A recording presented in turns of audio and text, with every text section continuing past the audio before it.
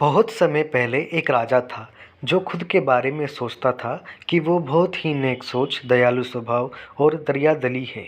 उसे लगता था कि वे स्थितियों को सही से समझने, हर बात पर न्याय करने और हर विषय पर उचित विचार रखने वाला व्यक्ति है। राजा की 3 बेटियां थीं। एक दिन उसने अपनी बेटियों को बुलाकर कहा, मेरे पास जो भी है वो सब तुम्हारा है। तुम तीनों को मुझसे ही जीवन मिला है। मेरी इच्छा अनुसार ही तुम तीनों का भूत, वर्तमान और भविष्य बना हुआ है, जो आगे भी ऐसा ही बना रहेगा। मैं ही तुम तीनों का भाग्य बनाता हूँ। राजा की ये बात सुनकर उसकी 2 बेटियों ने शांत मन से राजा की बात में हामी भर दी, लेकिन तीसरी बेटी ने ऐसा नहीं किया। उसने कहा, नहीं, मुझे तो नहीं लगता है कि आपके हाथों में मेरा भाग्य है। राजा ये सुनते ही गुस्से में आ गया। उसने अपनी तीसरी बेटी की कही बातों को एक चुनौती के रूप में स्वीकार किया। उसने खुद को अपनी तीसरी बेटी के सामने सही साबित करने की ठान ली और उसे जेल में बंदी बना दिया। इस वजह से राजा की तीसरी बेटी कई साल तक जेल में बंद रही। राजा और उसकी बाकी बेटियां राजसी जीवन जीती रही। राजा मन ही मन सोचता है कि ये मेरा ही हुक्म है, जो मेरी जिद्दी बेटी जेल में कैद है। लोगों को भी यही लग रहा होगा कि राजा का ही हुक्म है, जो उसकी बेटी को ऐसा भाग्य मिला। उसकी प्रजा के लोग भी यही सोचते थे। उन्हें लगता था कि राजा की तीसरी बेटी ने ज़रूर कोई गलत कार्य किया होगा, तभी उसे जेल में कैद करके रखा गया है, वरना कोई भी पिता अपनी बेटी के साथ भला ऐसा क्यों करेगा। राजा कभी कभी जेल में कैद अपनी तीसरी बेटी से मिलने के लिए जाता था। उसकी बेटी बहुत कमज़ोर हो गई थी, लेकिन अभी भी उसके विचारों में कोई बदलाव नहीं आया था। मगर राजा अपनी कमज़ोर होती बेटी की हालात और नहीं देख पा रहा था। एक दिन उसने अपनी तीसरी बेटी से कहा, इस तरह से तुम्हारा जिद करना मुझे बहुत गुस्सा दिलाता है। अगर तुम इसी तरह मेरी आंखों के सामने रही तो गुस्से में ना जाने क्या कर बैठूंगा।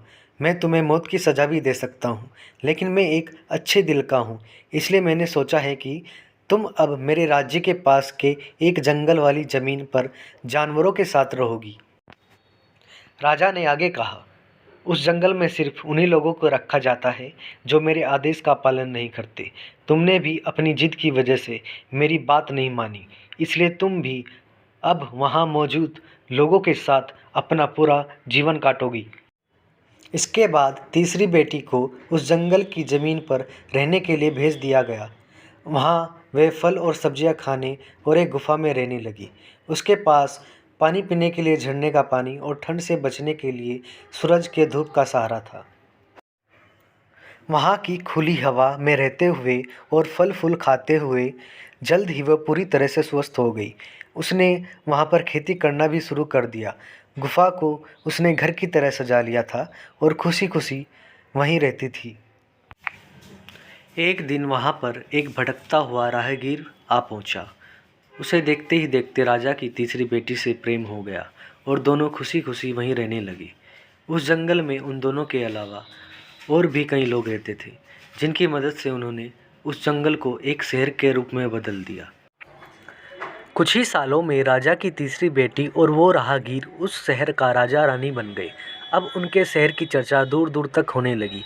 जैसे ही इसकी जानकारी राजा को मिली, वह उस जंगल में सब कुछ देखने के लिए पहुंच गया। जब उसने वहां की राजगद्दी पर अपनी बेटी को बैठा हुआ देखा और साथ में एक खूबसूरत युवक को, तो उसके होश उड़ गए। राजा की बेटी ने अपने महल में अपने पिता का पूरे सम्मान के साथ स्वागत किया। उसने अपने पिता से उसके बुरे बर्ताव व फैसले के लिए कुछ भी नहीं कहा। जैसे ही राजा वहां बैठा तो उसे एक आवाज़ सुनाई देने लगी, जो कह रही थी कि हर इंसान स्वयं ही अपना भाग्य बनाता है, कोई अन्य इंसान किसी और का भाग्य नहीं बना सकता। इसके बाद राजा को स्वयं ही अपनी गलती का पछतावा होने लगा और उसने अपनी सभी बेटियों को अपने भाग्य से आज़ाद कर दिया। उसने अपनी तीनों बेटियों से कहा, भले ही तुम तीनों का भाग्य मेरे हाथों में है, लेकिन हर व्यक्ति खुद ही परिस्थितियों के अनुसार अपना भाग्य अच्छा व बुरा बना सकता है।